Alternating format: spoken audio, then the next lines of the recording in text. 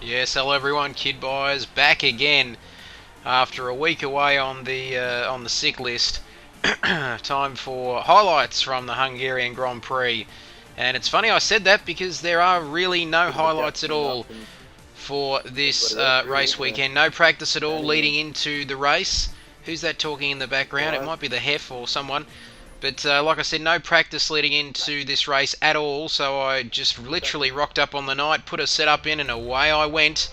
Managed to get third on the grid in front of Danny Rocks. And we're going to just have a look at the start here, folks. The two Red Bulls dominant as always. Dubsy getting pipped for pole position by a fraction of a second by Stylen as we get ready to go racing. Away at Hungary, bit of wheel spin off the line there, but a good chance to use up my curves as well. Dubsy and Stylen look to cover each other off as they head into turn one, but down to turn one we come. I go in a little bit deep, make contact with Stylen, no harm done. Proximity arrows going off. Have a look at that as I slot in behind Dubsy and Stylen having their own little battle. And I break a bit deep into there. Danny has a bit of a look up the inside. A Ferrari there in my mirrors as well, but I get through the opening few corners without incident. Looks like my engine's heating up there a bit as well. I had a bit of a rock and roll and start off the line. Both Red Bulls run wide, as do I, going through that corner there. As Danny, another quick look there. She's 5/10ths back.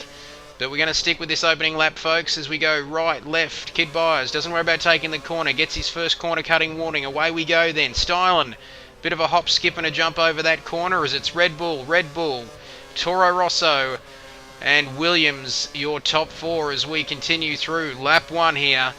And one of those races where I was nowhere near Stylen or Dubsy. I was sort of quicker than Danny and the Hef and Brucey and Tooley.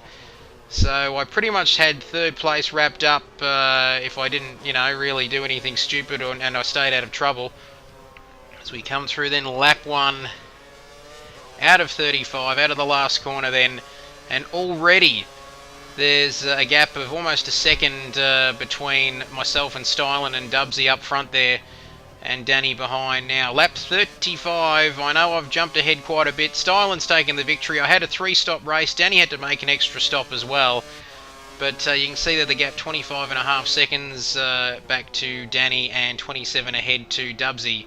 That gap was about 38 after Danny did her last stop. I chose to stay out. And I don't think my tyres could have gone much further than this actually, as Dubsy's lost the connection there.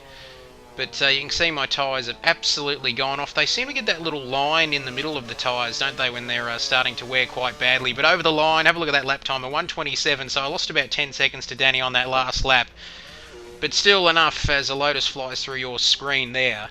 Still enough to get third position, though. Quite happy with that, as I mentioned, after no practice throughout the course of the week. Stylen in first, Dubsy in second. Red Bull.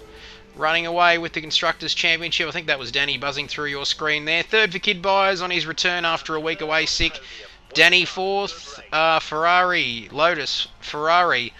Not a bad haul of points for Ferrari, actually. They're getting some good double finishes as well. But it's Red Bull tasting the champagne here in Hungary. I'm not sure where we are next week, folks. I will be away, but I am coming back Wednesday afternoon, so it might be a case of I might be able to race, but I still won't have a lot of practice time, unfortunately, as there he is, the man of the moment.